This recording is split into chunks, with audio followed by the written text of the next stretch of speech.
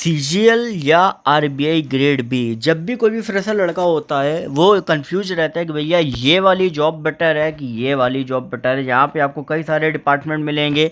यहाँ पे आपको सिर्फ आरबीआई में ही आपका जो ऑफिसर का जो डेजिग्नेशन है वो रहेगा।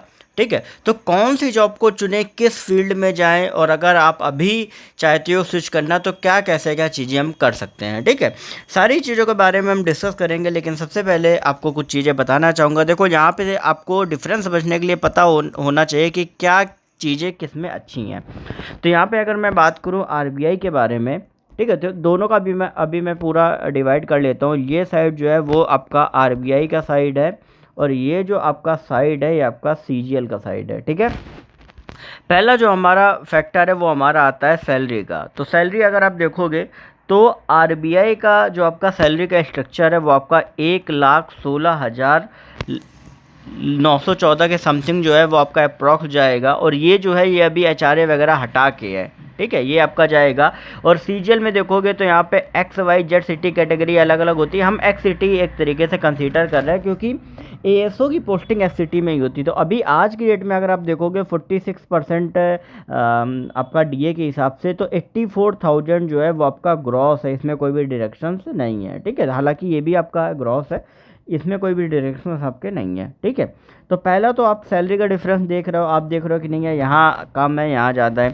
दूसरी अगर हम बात करें बाकी चीज़ों के बारे में, जैसे आपका एकोमोडेशंस के बारे में अगर हम बात करें, देखो बैंक में क्या होता है ना, एकोमोडेशंस आपको बहुत मिलते हैं। इवन कई बार क्या होता है कि आपको अलग से कूपन्स और आपको जो डेली आपको अलाउंस होते हैं, जैसे आपका न्यूज़पेपर अलाउंस जो है वो होता है वो आपको मिलता है। ठीक है, और भी कई सारे ऐसे अलाउंस ऑफिसर को कहीं ना कहीं आपको मिलते हैं, जैसे बैग का आपको अलाउंस मिलता है। ठीक है, तो बेसिक कुछ ऐसे छोटे छोटे अलाउंस जो होते हैं वो आपको आरबीआई में मिलते हैं। लेकिन एसएससी सीजीएल में अगर मैं यहाँ पे बात करूँ तो आपको कोई भी अलाउंस, क्योंकि जब आप ज्वाइन करते हो तो 4600 ग्रेड पे के तौर पे ज्वाइन करते हो, तो आपको कोई भी अलाउंस जो होता है वो आपको यहाँ पर नहीं मिलता है। हाँ, एक चीज़ आपको यहाँ पे मिलती है कि हर 5 साल में आपको फर्नीचर का वो रहता है, आप फर्नीचर रिम्बर्स करा सकते हो हर 5 साल में, ये आपका रहता है।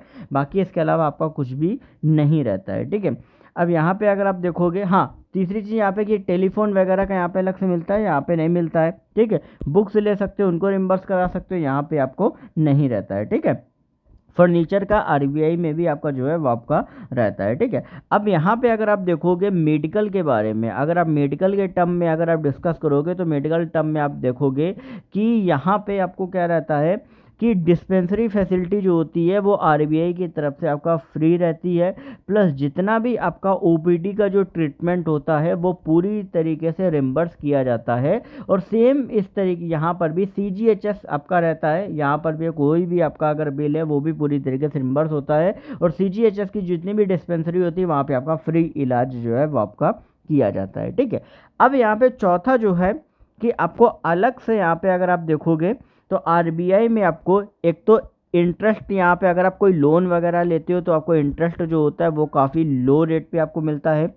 दूसरी चीज़, आप अगर कोई एडवांस लेते हो, जैसे मान लो आपने क्या किया, फेस्टिवल एडवांस अगर आपने लिया, ठीक है, तो वो भी आपको कम रेट पे जो है वो आपको दिया जाता है। साथ ही अगर आप देखोगे कि एलटीसी वगैरह, ठीक है, ये तो चीज़ें तो रहती हैं जो कि यहाँ पर एसएससी सीजीएल में नहीं रहती। लेकिन एलटीसी अगर आप देखोगे ना तो एलटीसी का आपका जो है वो आपका दोनों जगह रहता है, आरबीआई में भी आपका रहता है।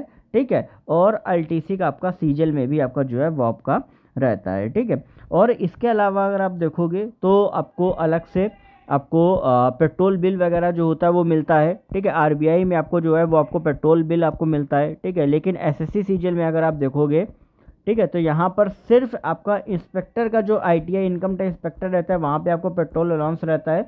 बाकी एएसओ में आपको कोई भी पेट्रोल वगैरह का जो है वो आपको नहीं मिलता है। ठीक है, तो ऐसे बहुत से ऐसे फैक्टर्स हैं जो आप देखोगे कहीं ना कहीं आरबीआई का जो आपका आरबीआई ग्रेड बी का जो आपका जॉब है वो कहीं ना कहीं बेटर है एसएससी सीजीएल के किसी भी जॉब के कंपैरिजन में अगर आप देखोगे। लेकिन हाँ, एक चीज़ का यहाँ पे और बताना चाहूँगा कि आरबीआई में आपकी जो ट्रांसफ़र पॉलिसी है, ठीक है, वो आपकी ऐसी है कि आपको हर अलग अलग जोन में कहीं ना कहीं आपको ट्रांसफ़र किया जाएगा।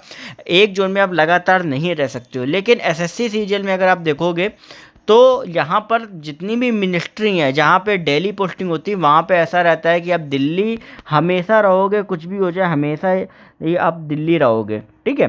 तो यहाँ पे प्लस और माइनस होता है। एसएससी सीजीएल की बाकी किसी जॉब में अगर आप देखोगे तो यहाँ पे आपको दिल्ली या बाकी अदर जो all India jobs, all India posting रहती है वहाँ पर भी आपको कहीं ना कहीं रहना पड़ेगा। लेकिन as compare to RBI grade भी यहाँ पर आप ट्रांसफ़र चाहो तो अपने होम टाउन में भी ले सकते हो, फिर बाद में आपका ट्रांसफ़र होगा जैसे ही प्रमोशन वगैरह होता है।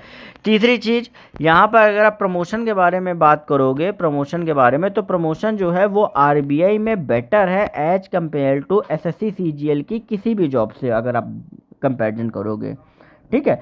लेकिन सिर्फ एक जो फैक्टर है पोस्टिंग का कि भैया अगर आप दिल्ली में सीएसएस वगैरह अगर आपको एफएचक्यू है वहाँ पोस्टिंग आपकी दिल्ली में रहेगी, ठीक है। बाकी अदर जगह पे जो आपकी पोस्टिंग है वो आपका आरबीआई में ट्रांसफरेबल रहेगी। तो ऑल इन ऑल अगर आप पोस्टिंग छोड़ के बाकी चीज़ों के बारे में देखोगे ना तो आरबीआई ग्रेड भी जो है वो कहीं ना कहीं ज़्यादा बेटर है as compare to SSC CGL की किसी भी जॉब से।